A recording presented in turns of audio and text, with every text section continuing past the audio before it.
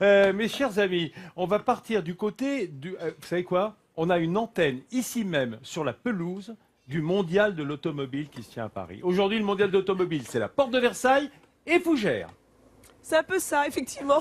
Non, mais à 2 jours de la fermeture du Mondial de l'automobile, c'est un événement qui rassemble des millions de visiteurs. À chaque édition, il y a plus de 200 marques différentes qui sont représentées. Et on a nos concessionnaires français, Peugeot, Renault, Citroën ou encore Peugeot. Effectivement, moi j'avais envie de faire ma contrefête à Fougères. Bon, j'ai moins de moyens, je n'ai qu'une voiture, mais je l'adore, je vais vous expliquer pourquoi, parce qu'elle a une vraie histoire, cette voiture. Vous savez qu'il y a une vraie appétence pour les SUV, ces voitures un peu rehaussées par rapport au Berling. C'est vrai qu'elle est magnifique, cette voiture. Je suis sûre que vous avez envie de voir l'intérieur. Allez, je vous montre quand même, les amis, je suis gentille. Ah là là, qu'est-ce qu'on est bien. Ah, avec ce beau tableau de bord très épuré. Bon, j'arrête de faire mon hôtesse. Pourquoi est-ce que je vous présente cette voiture? C'est bien. Cette voiture, au-delà de la beauté de l'objet, elle a une vraie histoire ici parce que les salariés du site de Rennes sont très fiers de cette voiture parce qu'elle a en quelque sorte sauvé le site.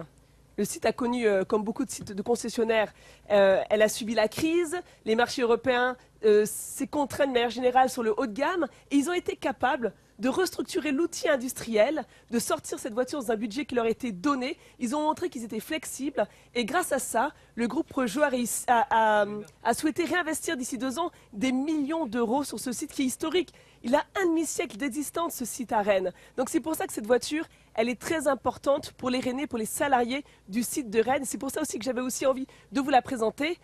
Et autre chose, les amis, ils ont sorti une deuxième voiture. Ah, Vous la connaissez tous. Si je vous dis le gendarme de Saint-Tropez, la Méhari. La Méhari, ah Mais oui. oui, icône des années 70.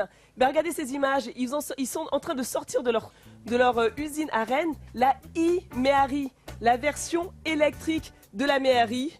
Et là, je peux vous dire que c'est une voiture qui a rencontré un franc succès à coup sûr. Et surtout, ça a été encore un beau défi pour cette entreprise, car elle est fabriquée en petit volume. Donc les temps de montage n'avaient absolument rien à voir avec les autres voitures qui fabriquaient jusque-là.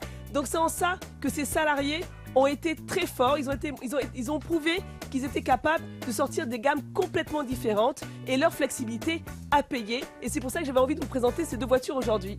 Voilà les amis. Bon, moi je vais vous faire un petit tour et puis je vous rejoins tout à l'heure. Voilà un fleuron de l'économie bretonne et exactement. française, bien entendu. Nathalie, tu as bien fait de nous présenter ce beau véhicule. C'est une voiture à s'attraper des coups de soleil, ça, Alan? T'as raison, ça La Méhari. Dans une décapotable, oui, mais dans une berline, La Méhari. non. La Méhari. J'ai un ami garagiste, mais qui est d'une compagnie concurrente. Alors du coup, je suis très très embêté. Oh, là. mais ne sois pas embêté, ça peut arriver. On les a cités, on a dit Peugeot, Renault, Citroën, comme ça on est à peu près tranquille. On a fait nos 3 belles marques françaises, et même Peugeot, alors